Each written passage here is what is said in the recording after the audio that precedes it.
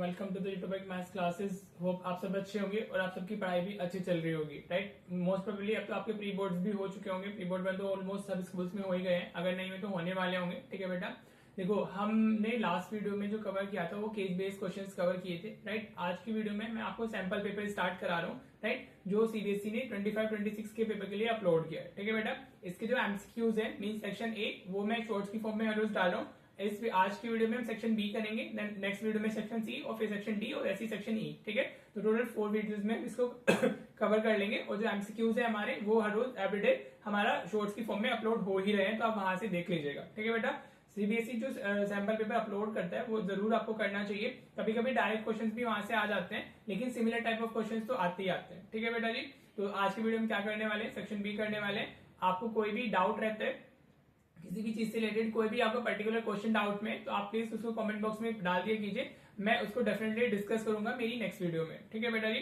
तो चलिए अब हम स्टार्ट करते हैं अपना सेक्शन बी, राइट, कि कैसा सीबीएसई ने हमारा सैंपल पेपर अपलोड किया उसमें कैसे क्वेश्चन है। ठीक है, तो आपको थोड़ा आइडिया होगा कि आपने जो पढ़ा है वो आपको कितना अच्छे से आ रहा है, कितना नहीं आ रहा है। ठीक है, तो ये हमारा ये स्टैंडर्ड का पेपर की मैं बात कर रहा हूँ अभी, राइट। तो सेक्शन बी का फर्स्ट क्वेश्चन मतलब सेक्शन बी का first question you can say कि पेपर के अंदर तो 21 क्वेश्चन होगा, क्योंकि 20 तो हमारे 1 मार्कर्स आते हैं ना, राइट। तो इसमें और भी एक चॉइस दी हुई है इस क्वेश्चन के अंदर, आपको कोई भी एक पार्टी करना है। ठीक है, तो अगर मैं ऊपर वाले की बात करूं तो आपको एक एपी दी हुई है 60 टर्म्स, टोटल टर्म्स उसमें कितनी है 60 टर्म्स दी हुई है, और find the sum of last 10 terms, sum of last 10 terms पूछा है। ठीक है, तो क्वेश्चन अच्छा बनाया हुआ है, इतना इजी नहीं है, राइट, समझ आ रहा है। तो ये क्वेश्चन 3 मार्क्स में भी आ सकता है, बेसिक वालों के लिए वो 3 मार्कर भी बन सकता है। ठीक है बेटा, और पार्ट में डायरेक्ट क्वेश्चन दिया हुआ है find the middle term of the AP, आपको एक एपी दी हुई है। ठीक है, तो मैं अभी अगर मेरे को ये क्वेश्चन अटेम्प्ट करना होता है तो मैं एग्जाम में बी को पार्ट करता है इसका। ठीक है, हम डिस्कस भी अभी बी पार्टी कर रहे हैं, ए भी अभी इसके बाद डिस्कस कर लेंगे, राइट।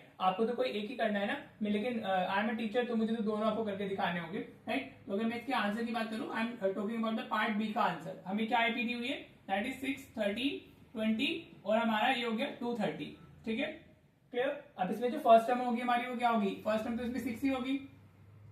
हाँ जी बेटा, फर्स्ट टर्म हमारी क्या होगी, स्मॉल ए हमारा कितना हो गया 6 हो गया, और फिर हमें क्या कॉमन डिफरेंस भी चाहिए होगा। हाँ जी बेटा, क्या चाहिए होगा हमारा कॉमन डिफरेंस, तो वो कितना हो जाएगा हमारा 13 माइनस 6, दैट इज हमारा 7, और इसमें लास्ट टर्म हमें कितनी दी हुई है 230 दी हुई है, राइट। जब भी आप मिडिल टर्म फाइंड करते हो तो सबसे पहले आपको टोटल नंबर ऑफ टर्म्स पता होनी चाहिए। ठीक है, अगर हमारी total number of terms even आती है तो हमारी 2 मिडिल टर्म्स होती है और अगर हमारी total number of terms odd आती है तो हमारी 1 मिडिल टर्म होती है, राइट। तो सबसे पहले हमारा काम क्या है, हमें total number of terms find करनी है, और वो कहां से आएगा हमारा लास्ट टर्म के फॉर्मूले से। लास्ट टर्म का फॉर्मूला होता है a plus n minus 1 into D. ठीक है बेटा जी, आप ऐसे लिखोगे, मैं एक्जैक्टली ऐसे कर रहा हूँ जैसे आपको एग्जाम में करना है, राइट। अभी आप l की वैल्यू डालो, लास्ट टर्म हमारी 230 हो गई, a की वैल्यू 6 हो गई, प्लस n माइनस 1, n तो हमें फाइंड नहीं करना है, और d हमारा 7 हो गया। ठीक है बेटा जी, राइट। आप कुछ बच्चे इसको इस तरीके से सॉल्व करते हैं, पहले वो उसको अंदर मल्टीप्लाई करेंगे, राइट। 6 आप अंदर मल्टीप्लाई कर लो तो 7 इंटू 7n हो गया, माइनस 7 हो गया। ठीक है बेटा जी, समझ आ रहा है। This is 230 equals to 7n, और is 6 minus 7, 6 minus 7 will be minus 1, 6 minus 7 is minus 1 ना, राइट। जिस बच्चों को कैलकुलेशन में प्रॉब्लम है प्लीज वो कमेंट जरूर कर दे, कैलकुलेशंस के लिए हम अलग से सेपरेट वीडियो बनाएंगे जो बेसिक की होगी। अब इसको आप शिफ्ट करोगे तो 231 इक्वल्स टू 7n हो जाएगा, माइनस 1 इधर जाएगा ना तो ऐड हो जाएगा 230 प्लस 1, तो 231 हो गया। अब इसको आप डिवाइड कर लो, 231 बाई 7 इक्वल्स टू कितना आ गया हमारा n आ गया, राइट बेटा जी। होप आपको यहाँ तक समझ आ रहा होगा। अभी 7 से डिविजिबल है, 7 3 21, कैरी हमारा 2 बचेगा, 21 हो जाएगा, 7 3 कितना आ गया हमारा, n की वैल्यू कितनी आ गई 33 आ गई, राइट। तो जो आपकी मार्किंग स्कीम होगी उसमें सबसे पहले इसके लिए 1 मार्क होगा कि आपने total number of terms find किए, तो आपको 1 मार्क मिल जाएगा। ठीक है, अब अगर n हमारा ओड होता है तो हमारी मिडिल टर्म्स क्या होती है, मिडिल टर्म क्या होती है, that will B n plus 1/2th term. समझ आ रहा है बेटा क्या होती है, आपको फॉर्मूला में लिखना है ना, I am doing exactly in the way जैसे आप एग्जाम में लिख के आओगे, राइट बेटा।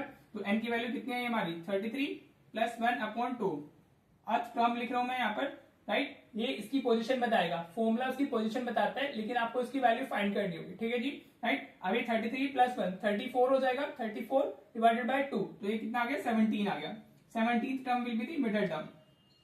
ठीक है बेटा, समझ आ रहा है आपको, 17th टर्म क्या होगी हमारी मिडिल टर्म होगी, तो राइट। आपको बताना क्या है, a17 बताना है, मिडिल टर्म की वैल्यू बतानी है ना हमें, तो a17 आपको बताना है, तो nth टर्म a होगा हमारा a प्लस 16d।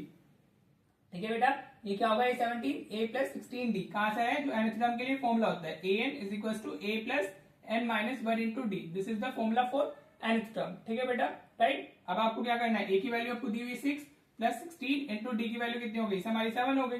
हाँ जी, यहाँ से है ना 13 माइनस 6 इज 7 ना, तो 13 माइनस 6 इंटू 7 कितना होता है हमारा 112।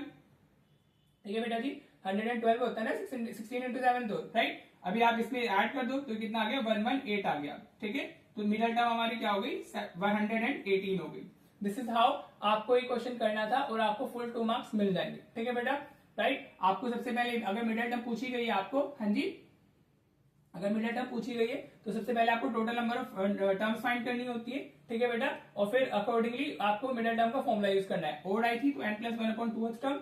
ठीक है, जो भी वैल्यू आएगी उसमें 1 ऐड करके इसको डिवाइड बाय 2 करना है। यहाँ 33 है, 30 प्लस 1 34/2 17। ठीक है, 17 टर्म हमारी मिडल टर्म, और फिर उसकी वैल्यू भी फाइंड करनी है। समझ आ गया, राइट। अगर यहाँ पे इवन होता है तो मिडल टर्म हमारी 2 आती है, इवन का हाफ और उससे नेक्स्ट, मींस अगर 20 आती है यहाँ पर सपोज n की वैल्यू, तो 10th और 11th टर्म दोनों हमारी क्या हो जाती है, हमारी मिडल टर्म्स हो जाती है। फिर हमें दोनों की वैल्यूज फाइंड करनी होती है। ठीक है बेटा, होप आपको एक क्लियर हो गया होगा। मैं एक्सप्लेन करता हूँ, आपको समझाता हूँ, इसलिए मेरे को टाइम लगता है। बाकी आपको इसको क्वेश्चन को करने में ज्यादा से ज्यादा 2 या 3 मिनट लगेंगे। क्विकली आपको करना है और वैल्यूज कैलकुलेशन थोड़ा अच्छे से करना। ठीक है, तो अगर आप सिर्फ इतना करोगे तो 2 मार्क्स मिल जाएंगे। ठीक है, चलिए अब हम पार्ट ए डिस्कस कर लेते हैं। पार्ट ए कैसे करना है, वो थोड़ा कॉन्सेप्चुअल है और अच्छा है, राइट। आपको तो कोई एक ही करना है ना, मैं बता देता हूँ, क्या पता इसमें चॉइस में ना है।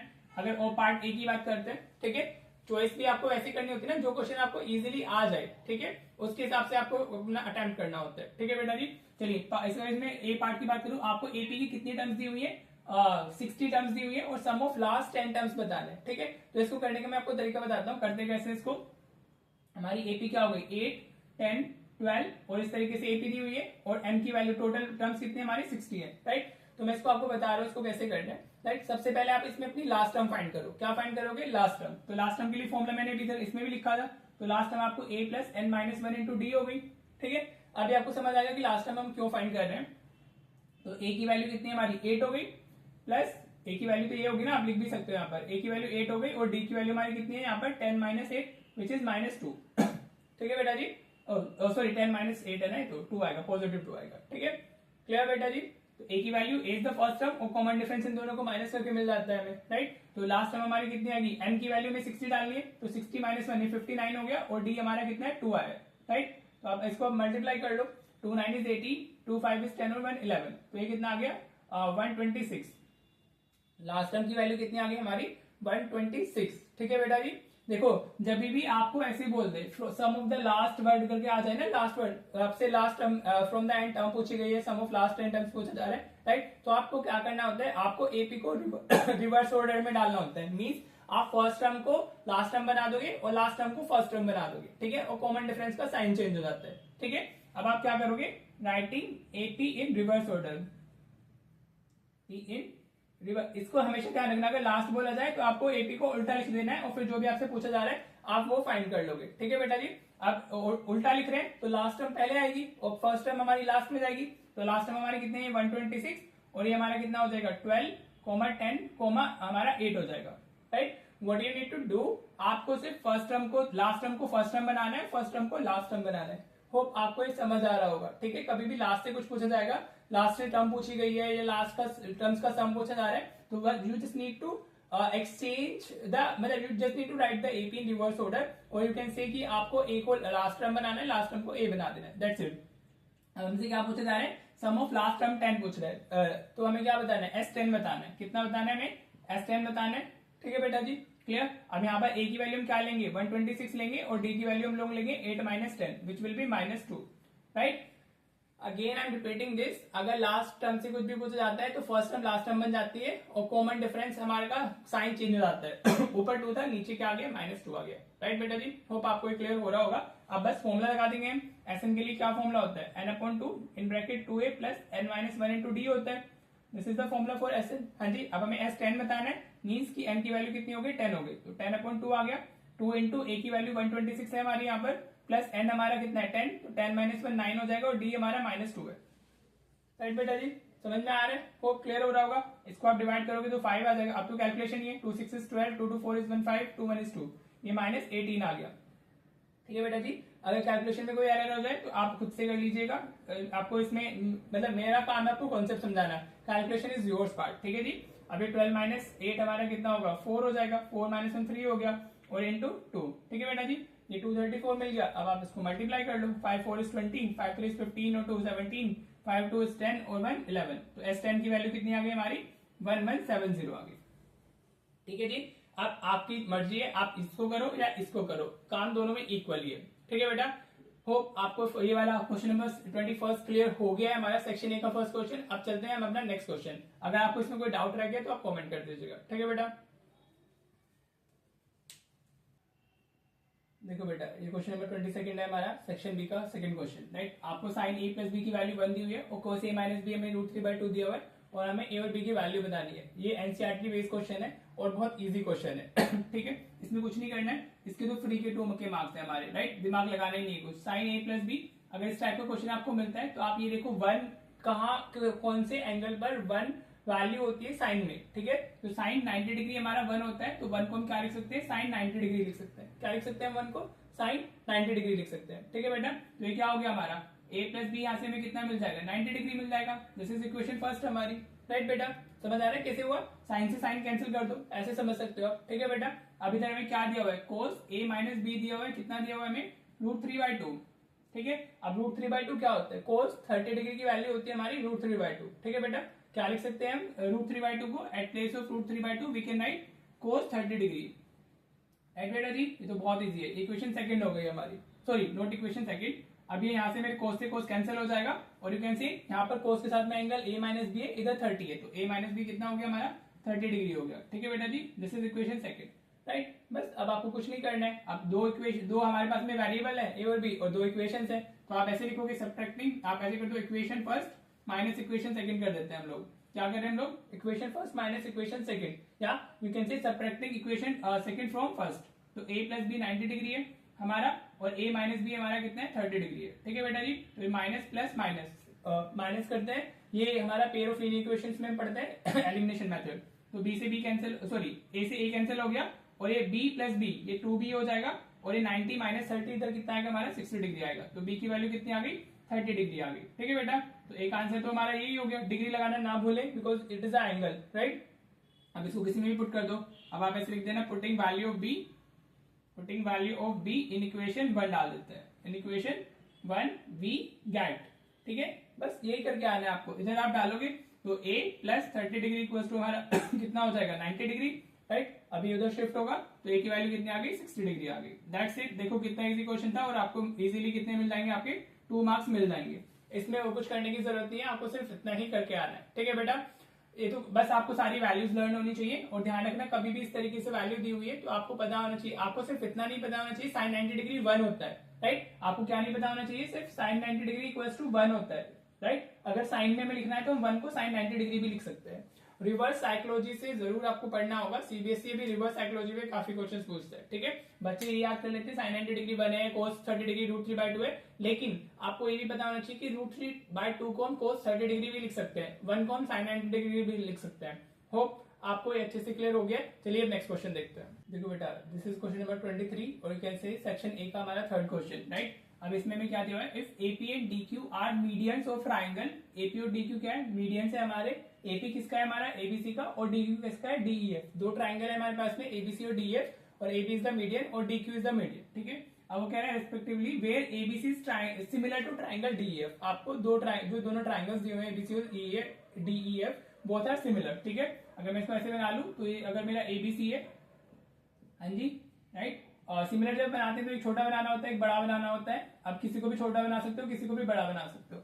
ठीक है, ये दोनों हमारे ट्राइंगल्स हो गए, राइट। ए इस पे मैंने इसको बनाया हुआ है मीडियन, ए टी को बनाया हुआ है। ठीक है बेटा, मीडियन का मतलब होता है वो जिस भी साइड पे बनता है मीडियन हमारा, वो उसको 2 इक्वल साइड्स में ब्रेक करता है। मींस एक बीपी किसके इक्वल होगा, पीसी के इक्वल होगा, या बीपी सीपी इक्वल है, राइट। ऐसे इधर हमारा डीक्यू बना हुआ है, हाँ जी। तो इसका मतलब हो गया कि ये दोनों भी साइड्स इक्वल होंगी, EQ will be equals to FQ। ठीक है बेटा जी, राइट। मीडियन का मतलब ये तो हुआ और ये दोनों ट्राइंगल्स क्या है हमारे सिमिलर है, हाँ जी। जब भी आप इसको लिखते हो तो सबसे पहले ये ध्यान रखना, थोड़े प्रेजेंटेशन भी मैटर करती है। सबसे पहले आप गिवन लिखोगे, गिवन आपको क्या क्या है, राइट। तो आप you can say AP and DQ are medians, right. पूरा लिख देना स्टेटमेंट मीडियंस इतना भी छोड़ सकते हो मीडियंस तक भी। Then triangle ABC is similar to triangle DEF, ये तो हमें क्या हो गया, गिवन हो गया। ठीक है बेटा, राइट। अब टू प्रूफ भी लिख दो, जो दिया हुआ है लिख देना एक बार, वो प्रेजेंटेशन मैटर करती है। A B upon D E is equal to A P upon D Q करना है हमें, A B upon D Q. ठीक है बेटा जी, देखो A B upon D E, A B upon D E is equal to A P upon D Q. तो हमें इन दोनों ट्राइंगल्स में कुछ चीजें चाहिए होंगी, मीन्स ए बी पी में और डी ई क्यू में। ठीक है बेटा, देखो अब इसको कैसे करेंगे, बहुत इजी है, ये 3-4 लाइनर क्वेश्चन है, दैट्स इट, राइट। अब आप लिखो इसके प्रूफ की जब हम बात करेंगे तो we can say triangle ABC is given similar to triangle DEF, ये में क्या गिवन है। हाँ जी बेटा, अगर दो ट्राइंगल सिमिलर होते हैं, ठीक है, अगर दो सिमिलर ट्राइंगल है हमारे, तो उनकी साइड्स का जो रेशियो होता है वो कांस्टेंट होता है। मींस आप यहाँ कैसे क्या लिख सकते हो, A B upon DE, A B upon DE is equals to होगा हमारा BC upon E F is equals to होगा हमारा एसी अपॉन डी एफ। ठीक है बेटा, you can say corresponding parts of similar triangle, corresponding CPST, corresponding parts of similar triangle, आप ऐसे लिख सकते हो। This is already given to you ना कि वो दोनों ट्राइंगल सिमिलर है, और ट्राइंगल सिमिलर कब होते हैं, जब उनकी कोरिस्पॉन्डिंग साइड्स का जो रेशियो होता है वो इक्वल हो। ठीक है बेटा, अब हमने A B upon D E first second लिया है, तो उसका रेशियो उसके साथ ही फर्स्ट सेकंड में बी सी ई एफ, इस चीज को ध्यान से सीख लो, ये एमसीक्यूज में बहुत आता है। ए बी इधर से ले रहे हैं तो इधर से डी लेना होगा, इधर से अगर हम बी सी लेते हैं तो इधर से ई एफ आएगा। ठीक है, अगर हम इधर से ए सी लेते हैं तो इधर से डी एफ आएगा। अगर दो ट्राइंगल्स आपके सिमिलर है तो आप इस तरीके से लिखते हो। ठीक है बेटा जी, राइट। साथ में आप ये भी लिख सकते हो, ट्राइंगल ये बी है वो ई के इक्वल होगा। हाँ जी, corresponding again corresponding parts of similar triangle. ठीक है, so what we can write, angle B is equal to angle E, again corresponding parts of similar triangle. जो सिमिलर ट्राइंगल्स होते हैं उनकी कोरिस्पॉन्डिंग एंगल्स इक्वल होते हैं, ध्यान रखिएगा। ठीक है, अब यहीं से हो जाएगा हमारा। अब हम क्या करने वाले हैं, ए बी अपॉन डी तो हमें अपने प्रूफ में चाहिए, और हमें साथ में ए पी अपॉन डी क्यू चाहिए। तो मैं क्या करूंगा, इन दोनों को उठा लेता हूँ, A B upon D E is equal to B C upon E F. ठीक है, समझ आ रहा है। अब आप क्या करो, देखो बी सी ए और ई एफ ये है हमारा, हाँ जी, राइट। तो इन दोनों को मैं डिवाइड बाय टू कर देता हूँ। बीसी को हम डिवाइड बाय 2 कर रहे हैं, हाँ जी। डिवाइड बाय 2 का मतलब क्या है, वो दो इक्वल पार्ट्स में डिवाइडेड है ना, तो बीपी इक्वल्स टू पीसी। हाँ जी, समझ आ रहा है। तो बीपी इक्वल्स टू पीसी, और वी कैन से बीपी जो होगा हाफ ऑफ बीसी होगा, राइट बेटा। क्या लिख सकते हैं हम इसको, अभी जो आपने इधर डिवाइड बाय टू करके लिखा है, तो आप यू कैन से बीसी अपॉन 2 कितना हो जाएगा हमारा, बीपी हो जाएगा, और अपॉन ई एफ अपॉन सी कितना हो जाएगा, ई क्यू हो जाएगा, राइट। देखो मैं इसको समझाता हूँ, बीसी हमारा दो इक्वल पार्ट्स में डिवाइडेड है ना, राइट। आप ऐसे समझो, अगर मेरा 8 है, 8 को मैं दो पार्ट्स में डिवाइड करता हूँ 4 में, ठीक है, तो मैं 4 को ऐसे भी लिख सकता हूँ ना, हाफ ऑफ 8। समझ में आया बेटा। हाँ जी, अगर कोई बड़ी लेंथ है, हम उसको 2 इक्वल पार्ट्स में डिवाइड कर रहे हैं, तो जो दोनों इक्वल पार्ट्स होते हैं वो बड़े के हाफ होंगे ना। हाँ जी, राइट। अगर मेरा यहाँ पर सपोज 12 है, तो इसको मैं 2 इक्वल पार्ट्स में डिवाइड कर रहा हूँ 6 में, राइट। तो 6 को मैं ऐसे 1/2 ऑफ 12 भी तो लिख सकता हूँ ना। हाँ जी बेटा, तो इस चीज को समझो, ठीक है। अगर कोई बड़ी लेंथ है, वो 2 इक्वल पार्ट्स में डिवाइड है, तो बीपी और हमारे जो पीसी होंगे वो हाफ ऑफ बीसी होंगे। ऐसे इधर EQ इक्वल्स टू क्या होगा मेरा, QF होगा, और वो हाफ ऑफ EF होगा, राइट। तो वही चीज मैंने यूज की है, बीसी का जो हाफ है मेरा वो बीपी हो गया, और EF का हाफ कितना हो गया, EQ हो गया, ठीक है। अब आप देखो, angle B equals to angle E और AB अपॉन डी है, angle B equals to angle E और AB upon BP equals to DA upon DQ आ गया, राइट। तो आप यहाँ पर क्या लिख सकते हो, therefore triangle ABP is similar to triangle DEQ, ठीक है, बाय SAS। कौन सी क्राइटेरिया से, SAS, ठीक है। दो कोरिस्पॉन्डिंग जो साइड्स हैं उनका रेशियो इक्वल है, और उनमें इन्वॉल्व एंगल इक्वल है, ठीक है। तो ये दोनों ट्राइंगल्स, अब हमारा जो ये वाला ट्राइंगल है और ये दोनों ट्राइंगल ये भी सिमिलर हो जाएंगे, ठीक है, राइट। अब हमारा प्रूफ यहाँ से, अब हम यहाँ से वही लिख सकते हैं जैसे ऊपर लिखा था ना, ये दोनों ट्राइंगल सिमिलर हो गए। अब इनका जो इक्वल कोरिस्पॉन्डिंग साइड्स होगी वो इक्वल हो जाएंगी। तो AB अपॉन DE, और हमें क्या चाहिए, AP चाहिए, तो फर्स्ट और थर्ड, तो इधर से DQ आ जाएगा, ठीक है। तो AP अपॉन DQ आ गया, ठीक है, corresponding parts of similar triangle. इस तरीके से आपको ये करना था, corresponding parts of similar triangle. ये सब नहीं करना है, तो मैंने आपको समझाने के लिए बताया था। अगर मेरे पास स्मार्ट बोर्ड होता तो मैं भी इसको ऐसे कर करके डिलीट कर देता, but I don't have smart board, हम ऐसे ही पढ़ रहे हैं, राइट। तो बस अभी ये क्या हो गया, ये हैंड्स प्रूफ, ये तो प्रूफ करना था आपको, राइट। देखो इसमें दोनों सिमिलर ट्रायंगल, ब्रीफली समझा देता हूँ आपको, दोनों ट्रायंगल सिमिलर दिए हुए थे हमें, लेकिन इसका इन साइड का रेशियो नहीं चाहिए था हमें, इन दोनों ट्रायंगल को सिमिलर प्रूव करना था, राइट। और वो हमने इस तरीके से किया है। पहले हमारा यहाँ से ये दोनों साइड्स का रेशियो इक्वल आया हमारा, जो हमें गिवन था, और बी इक्वल टू क्यू, ई तो है ही हमारा, हाँ जी, राइट। तो वो हमने ऊपर प्रूव कर ही लिया है, तो ये दोनों सिमिलर ट्राइंगल हो गए तो उनकी साइड्स का रेशियो इक्वल होगा, ठीक है। होप आपको अच्छे से क्लियर होगा, नहीं है तो आप वापस एक बार इसको वापस देख लेना, और अगर क्लियर हो गया तो बहुत बढ़िया, फिर भी नहीं होता है तो आप कमेंट कर दीजिएगा, ठीक है। चलिए हम नेक्स्ट क्वेश्चन देखते हैं। देखो बेटा, ये क्वेश्चन नंबर 24 का ए पार्ट है, इसमें चॉइसेस है हमारी, ए और बी दो पार्ट दिए हुए हैं, पहले हम ए का डिस्कस कर लेते हैं फिर बी कर लेंगे, ठीक है। आपको अगर कोई एग्जाम में है तो यही करना है वैसे, क्योंकि जो दूसरा पार्ट है उसमें थोड़ी सी कैलकुलेशन ज्यादा है, राइट। अब आप देखो, a horse, a cow and a goat are tied each by ropes of length 14 metre, हर एक किससे, एक 14 मीटर की रोप से बंधे हुए हमारे, कहाँ बंधे हुए हैं, at the corners of A B C respectively of a grassy triangular field ABC. हमारे पास में क्या है, ग्रासी ट्राइंगुलर फील्ड है एबीसी, ठीक है बेटा, हाँ जी। उसकी लेंथ भी दी हुई है हमें, एक 35 मीटर दी हुई है, एक हमारी 40 मीटर हो गई, and then one is the 50 metre, ठीक है बेटा। ये एक हमारा ट्राइंगुलर फील्ड है जहां पर एक हमारा हॉर्स है, सपोज यहाँ पे हमने एक हॉर्स को टाई कर दिया है, राइट, हाँ जी। फिर हमारा एक काउ टाइड है इधर हमारी, और इधर हमारी एक गोट टाइड है, ठीक है। हर एक की जो लेंथ है हमारी, ये कितनी है हमारी, 14 मीटर, जो लेंथ होगी उसकी 14 मीटर 14 मीटर 14 मीटर, इस तरीके से, ठीक है। अब वो कितना भाई, वो इधर इतना रोटेट कर पाएंगे, हाँ जी, ये ऐसे रोटेट कर पाएगा, ठीक है बेटा। ये हमारी गोट इतना फील्ड का एरिया कवर कर सकती है, ठीक है बेटा। और जो हमारा ये हॉर्स है वो इतना एरिया कवर कर सकता है, ठीक है बेटा जी, राइट। अब ये कितना हो गया, ये यहाँ से यहाँ 14 है तो ये भी 14 होगा, ये भी 14, ये भी 14, ये भी 14, ये भी 14, ये भी 14, ठीक है। तो बेसिकली एक सेक्टर बन जा रहा है हमारा, हर एक का जो बन रहा है हमारा एरिया, जो एरिया ग्रेज कर रहे हैं, they are forming a sector basically. भाई वो जो लेंथ है तो उतना दोनों तरफ जा सकता है ना, इतना यहाँ सकती है, इतना इस तरफ जा सकती है, तो वो दोनों तरफ जा सकती है, ठीक है बेटा। ऐसे ये इधर हमारा हॉर्स हो गया, इधर हमारी काव है और इधर हमारी गोट है, ठीक है। ये क्वेश्चन देखने में लगेगा कि बड़ा मुश्किल है, लेकिन नहीं है, राइट। अब हमें बताना क्या है, find the area of grass field that can be grazed by that,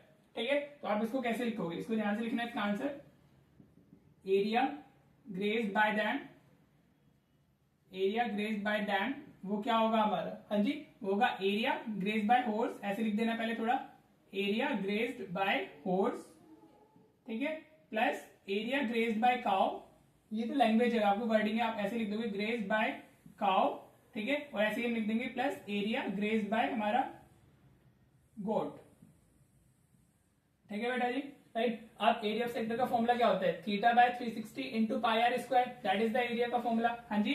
तो हॉर्स कहां बना हुआ है हमारा, वो जो एंगल सबटेंड कर रहा है वो ये वाला एंगल ए सबटेंड कर रहा है, तो हम इसमें डालेंगे angle A upon 360 into pi are square हो जाएगा, जो रेडियस होगा that will be the length of rope, ठीक है जी।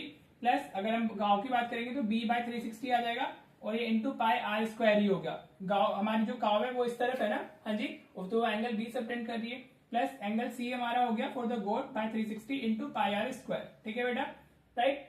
समझ में आ रहा है, होप आपको अच्छे से क्लियर हो रहा होगा, समझ आ रहा है कि नहीं आ रहा है। अभी सिर्फ मैंने वो इसमें वो जो एंगल सबटेंड कर रहे हैं वो मैंने यूज कर लिया, ठीक है जी, राइट। अब यू कैन सी इसमें से हमारा क्या कॉमन आ रहा है, पाई आर स्क्वायर बाय 360 हम कॉमन ले सकते हैं, समझ आ रहा है बेटा। भाई पाई आर स्क्वायर हर जगह है ना, और अपना 360 भी हर जगह है, तो कॉमन लिया तो अंदर क्या बचेगा हमारे ब्रैकेट में, angle A plus angle B plus angle C रह जाएगा, ठीक है। इस तरह का क्वेश्चन सीबीएसई ने पहले भी पूछा हुआ है, राइट। अभी ए प्लस बी प्लस सी, राइट, ए प्लस बी प्लस सी, इसकी वैल्यू कितनी होगी हमारी 180 डिग्री होगी, क्यों, एंगल सम प्रॉपर्टी, तीनों एंगल्स का जो सम होता है हमारे ट्राइंगल का वो 180 डिग्री होता है ना, राइट। तो आप इसको कैसे लिख सकते हो, pi are square by 360 into 180 degree आ गया हमारा, तो इससे कैंसिल होकर 2 मिल गया, तो आपको हाफ पाई आर स्क्वायर इसकी वैल्यू फाइंड करनी है, राइट। अब आप वैल्यू सब्स्टिट्यूट कर दो, तो 1/2 इंटू 22/7, रेडियस हमारा कितना है, length of rope which is 14, हाँ जी, तो 7 इंटू 2 इज 14, ये खत्म हो गया, तो कितना बचा हमारा 22 इंटू 14 रह गया, तो 14 इंटू 2 28, 14 इंटू 28 और 2 30, तो 308 मीटर स्क्वायर आ गया, ठीक है बेटा जी, राइट। आप नेक्स्ट में जब आप इधर लिख रहे होगे तो आप ऐसे लिखना है, because area of sector is equal to हमारा theta by 360 into pi are square, वैसे तो हमने लिख दिया इधर, बट आप फिर भी इधर भी लिख देना फॉर्मूले में इसको ब्रैकेट में डाल के, राइट। आपको कुछ नहीं करना था, आपको लगेगा कि एंगल तो प्रोवाइडेड नहीं है, आपको इतना क्लियर होना चाहिए कि वो क्या बना रहा है हमारा, सेक्टर बना रहा है, ठीक है। उसमें जो एंगल सबटेंडेड है ए बी सी है इंडिविजुअल के लिए, A for horse, B for गाय and angle C for the coat, ठीक है। तो वो इतना एरिया अपना, वो इतना एरिया जो ग्रेस किया है वो हॉर्स ने किया है, ये काउ ने किया है, गोट ने किया है, ठीक है। तो pi are square by 360 common आना था, तो ब्रैकेट में angle A plus B plus C बचा है हमारा, एंड देन उसकी वैल्यू 180 डिग्री होगी एंगल सम प्रॉपर्टी से, और ये वैल्यूज आपने डाली तो आपको एरिया मिल जाएगा। ठीक है बेटा, होप आपको ये क्वेश्चन क्लियर हो गया होगा। चलिए इसका बी पार्ट देख लेते हैं। देखो बेटा, ये बी पार्ट है हमारा 24 का ही। पहले हमने ए पार्ट डिस्कस किया था, अब हम बी कर रहे हैं। आपको जो अच्छा लगे आप एग्जाम में वो कर सकते हो, राइट। कोशिश करो जो आपका एक्यूरेट हो वो करना है, ठीक है। और अगर आपको दोनों आते हैं तो जिसमें टाइम कम लगना है वो अटेम्प्ट करो, ठीक है बेटा जी। क्या कह रहा है, find the area of the major segment in terms of pi. Pi की वैल्यू नहीं डालनी है हमें इसमें, हम इन टर्म्स ऑफ पाई देंगे। Of a circle of radius 5 centimetre दिया हुआ है, formed by a cord subtending an angle of 90 degree at the centre. ठीक है, तो मैं आपको पहले ये दिखा देता हूँ बना करके कि आपका क्या है, right. This is the circle, ये हमारा सेंटर हो गया। यहाँ पे सपोज एक कॉर्ड है हमारी, राइट, तो वो इस पे कितना एंगल बना रही है, वो हमारा सेंटर पे 90 डिग्री का एंगल बना रही है। ठीक है बेटा जी, this angle is of 90 degree, right बेटा। अभी रेडियस की वैल्यू कितनी दी हुई है, 5 सेंटीमीटर दी हुई है। इधर भी हमारा 5 सेंटीमीटर हो जाएगा, रेडियस ही है ना। और हमें बताना क्या है, हमें ये वाला एरिया बताना है, मेजर सेगमेंट। ठीक है बेटा जी, क्या बताना है, हमें ये वाला एरिया बताना है, राइट।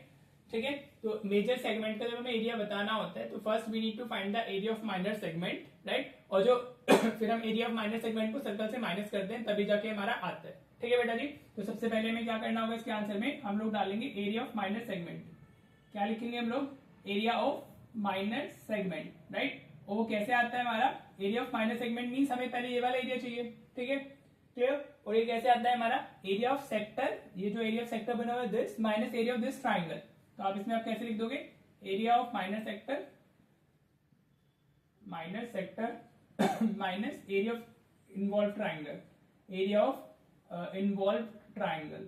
इन्वॉल्व ट्राइंगल बोल दो, ट्राइंगल भी सिंपली लिख सकते हो आप, राइट बेटा जी। ये जो हमारा माइनर सेगमेंट है ना, मैं इसको अलग से बना के दिखाता हूँ आपको। दिस इज हमारा माइनर सेगमेंट, राइट। हमें मुझे अगर ये वाला एरिया चाहिए तो जो मेरा इस सेक्टर का पूरा एरिया है, इससे मैं ये वाला ट्राइंगल का एरिया माइनस कर दूंगा तो मुझे एरिया ऑफ माइनर सेगमेंट मिल जाएगा ना। ठीक है, आप ध्यान रखना, ये फॉर्मूला भी आप लिख सकते हो, area of minor segment is equal to area of हमारा minor sector minus area of triangle involve. ठीक है, तो अभी एरिया ऑफ माइनर सेक्टर क्या होगा, theta by 360 into pi are square हो जाएगा, और माइनस ये हाफ इंटू आर होगा, बिकॉज दिस इज 90 डिग्री ना, तो बेस भी यही होगा और हाइट भी हमारी यही होगी, तो half into base into height हम यूज कर सकते हैं। ठीक है जी, ये वैल्यूज डाल दो। थीटा हमारा 90 दिया हुआ है इसमें, 360 इंटू पाई तो रखना ही है हमें, पाई में आंसर लिखना है। रेडियस हमारा कितना है, 5 है, तो 5 का स्क्वायर 25 हो गया, माइनस 1/2 इंटू ये भी 5 इंटू 5 हो जाएगा। ठीक है बेटा जी, राइट। ये इससे 4 टाइम्स आ रहा है, तो यू कैन सी ये हमारा ऊपर 25 इंटू पाई बचा हुआ है, तो 25 पाई बाय 4 माइनस 25/2 आप ऐसे लिख सकते हो। ठीक है, ये क्या हो गया हमारा एरिया ऑफ माइनर सेगमेंट हो गया। अब इसको इतने रहने देते हैं। अब हमें क्या करना है, area of major segment, sorry हाँ, हमसे जो पूछा है वो क्या पूछा है, एरिया ऑफ मेजर सेगमेंट। देखो इसमें कुछ करने की जरूरत नहीं है आपको ज्यादा, क्योंकि पाई में ही आपको आंसर भी लिखना है, राइट। तो अभी वो क्या होगा, that will be the area of circle minus area of minor segment आएगा, एरिया ऑफ माइनर सेगमेंट आ जाएगा। ठीक है बेटा जी, अब एरिया ऑफ सर्कल क्या होता है, पाई आर स्क्वायर होता है, और एरिया ऑफ माइनर सेगमेंट हमारा कितना है, ये आया है, तो 25 पाई बाय 4 आ गया, माइनस 25/2 आ गया। ठीक है, क्लियर। अब इसमें आप अगर आर की वैल्यू डालोगे तो वो 5 होगा, 5 का स्क्वायर कितना आ गया, ये 25 पाई आ जाएगा। ठीक है, मैंने डायरेक्ट लिख दिया, आर का स्क्वायर 25 होगा, और 25 इंटू पाई 25 पाई, ये माइनस 25 पाई बाय 4 हो गया, और ये माइनस माइनस प्लस हो गया, 25/2 आ गया। ठीक है बेटा जी, अब इन दोनों को सॉल्व कर लेते हैं। इसके अगर कॉमन डिनोमिनेटर बनाएंगे, इंटू 4 करेंगे हम लोग, तो 4 इंटू 25 100 पाई माइनस 25 पाई, तो this will be 75 pi by 2 plus 75/4 plus 25/2 centimetre square, ये आप आंसर लिख सकते हो। ठीक है, इससे और ज्यादा आपको कुछ करने की जरूरत नहीं है, आप सिर्फ इतना आंसर लिख के आओगे तो आपको आपके मार्क्स मिल जाएंगे। ठीक है बेटा, तो इस तरीके से करना था, क्योंकि उसने इन टर्म्स ऑफ पाई बोला हुआ है ना, तो हमें कुछ अलग करने की जरूरत ही नहीं है, राइट। तो this is the answer for this question. Hope आपको क्लियर हो गया होगा। आपको ये चीज ध्यान रखनी है, area of minor segment find करने के लिए आपको area of minor sector minus area of triangle involve. ठीक है, अभी वो हमारा 90 डिग्री दिया हुआ था, तो half into base into height हमने लगाया, बेस और हाइट दोनों ही रेडियस है, and then area of major segment हमारा ऐसे आता है, area of circle minus area of minor segment. ठीक है बेटा जी, तो आपको अच्छे से क्लियर होगा। चलिए अब हम इसका लास्ट क्वेश्चन देख लेते हैं, सेक्शन बी का, और फिर हम इस वीडियो को एंड करेंगे। ठीक है बेटा, देखो बेटा, ये क्वेश्चन नंबर 25 है हमारा सेक्शन बी का, राइट, और लास्ट क्वेश्चन भी बोल सकते हैं सेक्शन का। इस टाइप का क्वेश्चन हमारा एनसीईआरटी में भी दिया हुआ है, राइट। एनसीईआरटी में जो क्वेश्चन है वो थोड़ा लेंथी है, क्योंकि उसमें हमें एरिया ऑफ ट्राइंगल एबीसी नहीं पता होता है। ठीक है, तो हम वो भी फाइंड करते हैं। ठीक है, जब हम वो वन शॉट वीडियो कवर करेंगे तब मैं उस क्वेश्चन को ऐड करूंगा उधर। ठीक है, तो अभी हमें एरिया पता है, तो अभी ये क्वेश्चन बहुत इजी हो गया, इसमें ज्यादा कुछ नहीं करना है। आप ध्यान से देखो, ये हमारा ट्राइंगल हमें क्या दिया हुआ है, बीडी कितना दिया हुआ है, बीडी हमें दिया हुआ है 10 सेंटीमीटर और सीडी हमें कितना दिया हुआ है 8 सेंटीमीटर दिया हुआ है, राइट बेटा जी, क्लियर। और इसमें जो रेडियस है वो 4 सेंटीमीटर दिया हुआ है, तो ये भी 4 होगा, ओडी और ई भी 4 होगा और ये भी 4 होगा, ठीक है, हाँ जी। और ये जो लाइन है हमारी वो एज अ टेंजेंट जा रही है, तो ये सारे एंगल 90 डिग्री हो जाएंगे, ठीक है बेटा। होप आपको इतना क्लियर हो रहा होगा, राइट। अब आप ध्यान से देखो, क्या हम ऐसे लिख सकते हैं, इसको कैसे लिखना है आपको, जो हमारा सी डी है that will be equal to C F, हम ऐसे लिख सकते हैं C F equal to C D, हाँ जी। Tangent from external point drawn are equal in length, tangent from external point C डाल सकते हो आप, पॉइंट सी, ठीक है जी। तो वो क्या होती है, इक्वल इन लेंथ होती है। टेंजेंट, यही तो एक मेन कॉन्सेप्ट होता है सर्कल चैप्टर के अंदर, tangents drawn from external point are equal in length, तो सी एफ की वैल्यू भी यहाँ से कितनी आ जाएगी हमारी 8 सेंटीमीटर आ जाएगी, राइट बेटा, क्लियर। इस क्वेश्चन में हमें एसी और ए बी की वैल्यू बतानी है, राइट। तो अभी आप ध्यान से देखते रहो कैसे इसको करने वाले हैं। ऐसे ही हमारा जो बीडी होगा वो बी ई के इक्वल होगा, हाँ जी, बी इक्वल टू बीडी हो गया ना, सेम चीज B is equal to BD, tangent from external point B, आप ऐसे लिख देना, ठीक है, पूरा लिखना है आपको, राइट। तो बी की वैल्यू कितनी आ गई हमारी 10 सेंटीमीटर आ गई, राइट बेटा जी। अभी 8 है तो ये भी 8, ये 10 है तो ये भी 10 हो गया, राइट। अब साथ में हमारे ए एफ और ए ई ये दोनों भी इक्वल होंगे, हाँ जी।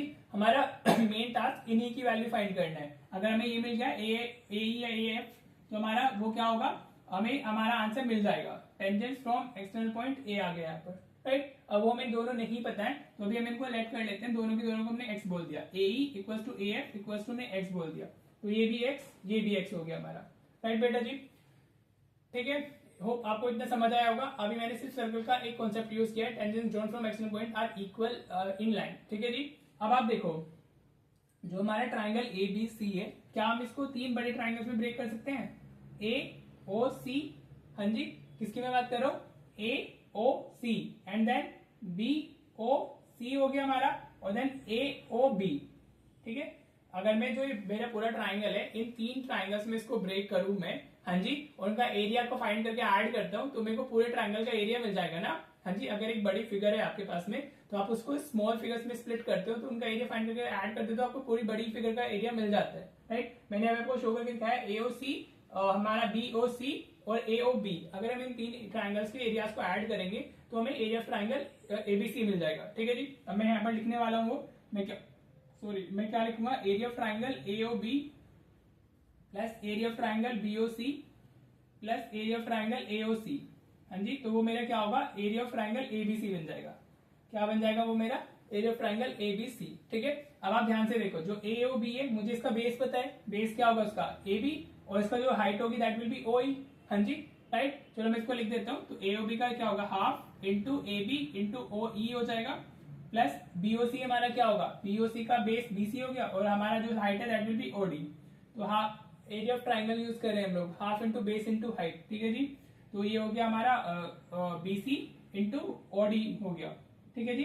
प्लस एओसी की बात करेंगे तो half into AC into O F आ जाएगा हमारा, और इसकी वैल्यू हमें पता है which is what 90 degree, right बेटा जी, क्लियर। अब वैल्यूज डाल दो, हाफ ए बी की वैल्यू कितनी है हमारी, that is 10 plus x, A B की वैल्यू कितनी है 10 plus x, into O E 4 है, plus half into B C हमारा कितना है 10 प्लस 8, ये तो 18 आ गया, और ओ मतलब रेडियस तो सबका सेम ही है ना, तो हाइट सबकी सेम हो जाएगी, हाफ इंटू ए सी हमारा कितना है दैट इज 8 प्लस एक्स, और ओ एफ कितना है हमारा 4 इक्वल्स टू 90, ठीक है बेटा। अब आप क्या सिंप्लीफिकेशन कर लो, आप तो इसको 2 से डिवाइड करोगे तो इंटू 2, हर जगह इंटू 2 कर दो इसको, 2 टू द 4 हो गया ना, राइट। अब अंदर मल्टीप्लाई करना है तो 2 इंटू 10 20 हो गया, प्लस 2 इंटू एक्स 2x हो गया, राइट। देन अब तो कैलकुलेशन है 18 इंटू 2 36 हो गया, प्लस 2 से ये मल्टीप्लाई होगा 2 इंटू एक्स 16 हो गया, प्लस 2 इंटू एक्स 2x हो गया, इक्वल्स टू हमारा कितना आ गया 90 आ गया, राइट बेटा जी। अब 2x प्लस 2x ये तो 4x हो गया, राइट। अब आपको नंबर्स को ऐड करना है तो 20 30 56 56 और 6 66 और 10 76 आ जाएगा हमारा, सॉरी 36 66 और 6 72 आएगा, इक्वल्स टू 90, ठीक है बेटा जी। ये क्या आ गया हमारा 72 आ गया। अगर नंबर्स को ऐड किया 20 36 और 16 तो हमें कितना मिला 72। अब आप इसको उधर शिफ्ट कर लो तो 4x कितना आएगा हमारा 90 माइनस 72, ठीक है। तो 4x की वैल्यू कितनी आ गई, दिस विल बी 18, हाँ जी। तो x की वैल्यू कितनी आ जाएगी हमारी, दैट विल बी 4.5, ठीक है। x की वैल्यू कितनी आ गई हमारी 4.5, 18/4 आएगा ना, 9/2 तो 4.5 आ जाएगा, राइट। अब हमसे क्वेश्चन में पूछा क्या है, हमसे पूछा है find the length of side AB and AC। क्या पूछा है, AB और AC की साइड्स पूछी है, ठीक है। तो AB हमारा क्या है, AB हमारा 10 + x था, तो AB हमारा कितना हो गया, 10 + 4.5 हो गया, तो AB की वैल्यू कितनी आ गई, 14.5 सेंटीमीटर आ गई, राइट बेटा। और फिर हमें AC बताना है, AC हमारा 8 + x है, अब 8 + 4.5 डाल देंगे तो AC की वैल्यू कितनी आ जाएगी हमारी 12.5 सेंटीमीटर आ जाएगी। This is how you will be doing this question. हाँ जी बेटा, होप आपको अच्छे से क्लियर हो गया होगा। मेन कुछ नहीं है, बस आपको जो ये बड़ा ट्राइंगल है उसको 3 इक्वल पार्ट्स में डिवाइड करना है, तो आपको एरिया ऑफ बिगर ट्राइंगल मिल जाएगा ABC। एनसीईआरटी में सेम एग्जैक्टली क्वेश्चन है हमारा, वैल्यू चेंज के साथ में, रेडियस तो 4 ही दिया हुआ है, बस उसमें हमें एरिया ऑफ ट्राइंगल ABC नहीं दिया हुआ है, जहां पर हम हीरोज फॉर्मूला लगा के उसका एरिया भी फाइंड करते हैं, ठीक है। वो हम वन शॉट वीडियो में कवर करेंगे। बाकी इजी था, आपको सबसे पहले टेंजेंट्स की वैल्यू डालनी है, वो इक्वल होंगी, हाँ जी। फिर ये एरियाज को ऐड किया, फिर यहाँ पे हमने half into base into height लगाया, राइट। आप यूज भी कर सकते हो, डाल सकते हो, because area of triangle equals to half into base into height होता है हमारा, half into base into height, ये हमने इसमें इधर यूज किया है, राइट जी। तो बस कुछ नहीं है, फिर नॉर्मल कैलकुलेशन है and then we get the answer. जब आप इसको एग्जाम में करोगे, देखो मुझे एक्सप्लेन करना होता है तो इट विल टेक टाइम, मुझे आपको एक्सप्लेन भी करना है, लेकिन आपको चीजें आती हैं तो you have to just write down quickly, right. तो आपको मैक्सिमम इसको करने में 3 to 4 मिनट्स ही लगेंगे और उतने ही लगने चाहिए, ठीक है। अगर 2 मार्क्स में आप 3-4 मिनट्स ले रहे हो तो इट्स ओके, चलता है।